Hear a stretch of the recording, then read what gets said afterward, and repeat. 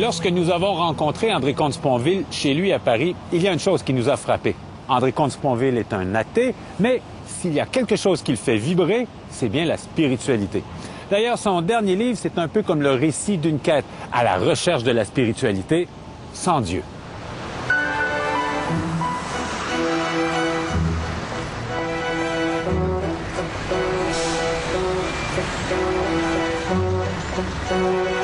Beaucoup de gens ont l'impression que quitter l'Église ou quitter la foi ou quitter Dieu, c'est s'en aller vers un univers où il n'y a plus de spiritualité. Et c'est pour ça qu'on vous rencontre, parce que vous dites, il y a une spiritualité sans Dieu. Voilà, moi je crois que j'ai écrit ce livre au fond pour ça, pour montrer que lorsqu'on n'a plus de religion, on n'est pas voué au nihilisme pour autant. Vous savez que nihil en latin ça veut dire rien, et certains en effet croient que s'il n'y a pas de Dieu, il ne reste rien, nihil, nous serions voués au nihilisme. Je n'en crois rien. Parce que s'il n'y a pas de Dieu, ou si vous ne croyez plus en Dieu, il reste une morale, c'est ce que j'appelle la fidélité, et puis il reste en effet une spiritualité. C'est-à-dire que je crois qu'il peut exister et qu'il doit exister une spiritualité sans Dieu. Mais ça ressemble à quoi? Parce que... Alors, c'est quoi la spiritualité? Au sens le plus général, la spiritualité, c'est la vie de l'esprit. Eh bien, je vais vous dire, écoutez, que je sache, les athées n'ont pas moins d'esprit que les autres. Pourquoi auraient-ils moins de spiritualité? Pourquoi s'intéresseraient-ils moins à la vie spirituelle? Et puis, en un sens plus particulier, plus précis, la spiritualité, c'est la vie de l'esprit, bien sûr, en général, mais en particulier, dans son rapport à l'infini, à l'éternité, à l'absolu. Autrement dit, notre vie spirituelle, c'est notre rapport fini à l'infini, notre rapport temporel à l'éternité, notre rapport relatif à l'absolu. Et bien que vous croyiez en Dieu ou pas, ça ne vous dispense pas de vivre votre rapport à l'infini. Il suffit de regarder le ciel étoilé la nuit pour se rendre compte que nous sommes au cœur de l'être, au cœur du mystère, au cœur de l'infini. Ça ne vous empêche pas, le fait de croire ou pas en Dieu, ça ne vous dispense pas de vivre votre rapport au temps et aussi votre rapport à l'éternité, c'est-à-dire au présent qui reste présent. Ça ne vous dispense pas de vivre votre rapport à l'absolu. Eh bien voilà, avec ou sans Dieu, l'humanité est douée d'esprit. Il serait très regrettable de s'amputer de cette dimension-là. C'est pas parce que je suis athée que je vais me châtrer de l'âme. C'est pas parce que je suis athée que je vais renoncer à toute vie spirituelle. Non, mais beaucoup, c'est parce que vous introduisez là-dedans une notion qu'on croyait ou que certains pouvaient croire réservée justement à l'univers des religions, le mystère. Vous dites, le mystère existe néanmoins. Oui, moi je dirais même, au contraire, il y a encore plus de mystère pour les athées que pour les croyants. Parce que le vrai mystère, le premier mystère, c'est le mystère de l'être. C'est la grande question que posait Leibniz en disant c'est la plus grande question métaphysique, et j'en suis d'accord avec lui, c'est la question pourquoi y a-t-il quelque chose plutôt que rien? Pourquoi l'être? Pourquoi le monde? C'est une question sans réponse possible. Parce que si vous répondez à la question pourquoi l'être, vous répondez parce que le Big Bang. Je vous demande immédiatement, mais pourquoi le Big Bang? Vous n'avez pas répondu à la question, vous ne l'avez que déplacée. Et si à la question pourquoi le Big Bang, vous me répondez parce que Dieu, c'est Dieu qui a créé le monde, je vous demande immédiatement pourquoi Dieu? Vous n'avez pas répondu à la question, vous n'avez fait que la déplacer. Autrement dit, la question pourquoi l'être, pourquoi y a-t-il quelque chose plutôt que rien, se pose nécessairement, elle est sans réponse possible, autrement dit, l'être est mystère. Or, nous sommes au cœur de l'être, nous sommes au cœur du mystère. Alors les croyants mettent un nom sur ce mystère, ils l'appellent Dieu, et en un sens, du coup, il devient un peu moins mystérieux. Pour les athées qui ne peuvent pas mettre de nom sur ce mystère, ils sont confrontés au mystère de l'être. Et c'est pas du tout une amputation, je crois que ça fait partie, là encore, de la condition humaine. Et je renvoie à nouveau à l'expérience que j'évoquais, la plus simple et l'une des plus fortes. Prenez le temps, la nuit, quand le ciel est clair, de vous immerger dans ce ciel étoilé, dans l'univers qui nous entoure. Nous sommes au cœur de l'être, je ne dis pas au centre, mais au cœur de l'être. Nous sommes au cœur du mystère, nous sommes au cœur de l'infini, nous sommes au cœur de l'éternité, nous sommes au cœur de l'absolu. Un être humain, au fond, et c'est ça qu'on appelle un esprit, c'est un être fini, ouvert à l'infini. C'est un être temporel ouvert à l'éternité. C'est un être relatif ouvert à l'absolu. Eh bien, ce n'est pas parce que je suis athée que je vais renoncer à cette ouverture qui me fait homme, qui me fait esprit.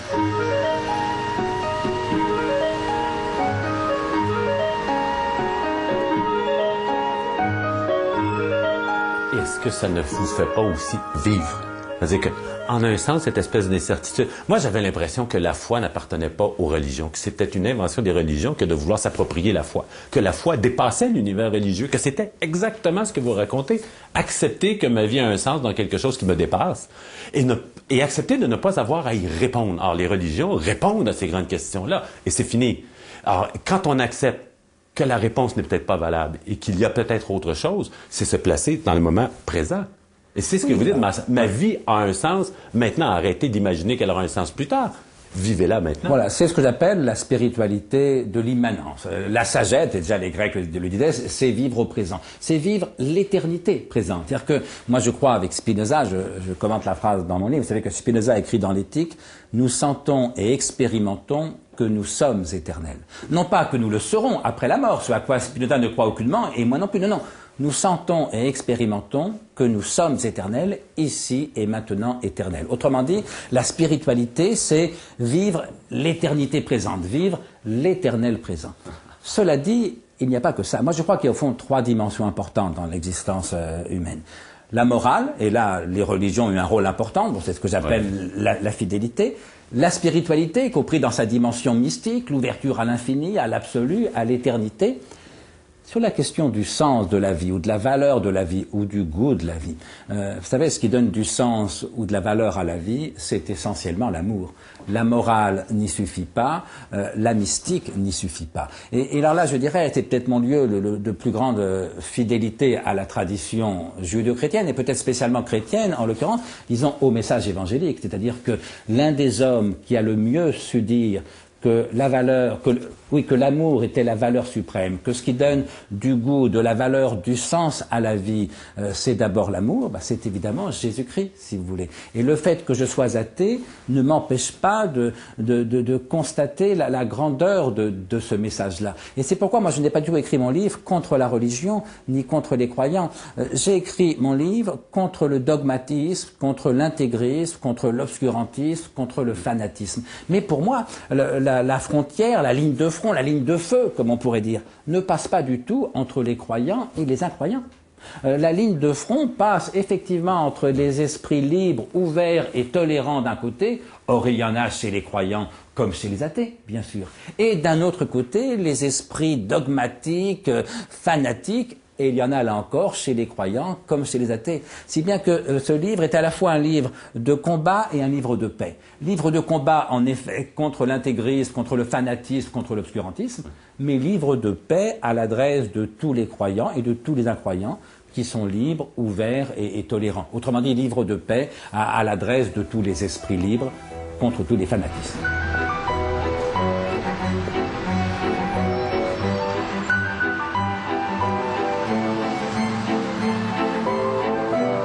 Dernière question. Vous, un homme athée, même si on dit que vous êtes un athée de bonne foi, votre propre mort, elle vous insécurise? Est-ce qu'elle vous rend mal à l'aise ou si vous vivez vraiment heureux? Non, moi, je vis pour l'instant, sereinement et paisiblement, l'idée que je vais mourir. Je ne garantis pas que quand le moment sera venu, si les médecins me disent, voilà, il vous reste 15 jours à vivre, je ne garantis pas que ma belle sérénité continuera. Mais vous savez, j'ai vu un jour peint sur un mur à Paris le beau slogan suivant, il y a une vie avant la mort. Et je trouve que c'est une bonne nouvelle datée. Qu'il y ait ou pas une vie après la mort, personne n'en sait rien. Moi, je crois qu'il n'y en a pas, mais qu'il y ait une vie avant la mort, c'est une sacrée bonne nouvelle et il serait dommage de la rater sous prétexte qu'un jour nous allons mourir. Non, moi, ce qui m'angoisse, ça n'est pas ma mort, c'est la mort de mes proches.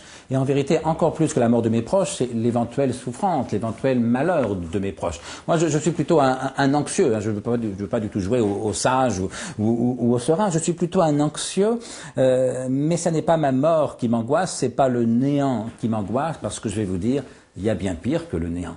Il y a bien pire que la mort. C'est la souffrance. Au fond, la vraie sagesse, Montaigne a dit l'essentiel en une phrase pure et simple comme l'aube.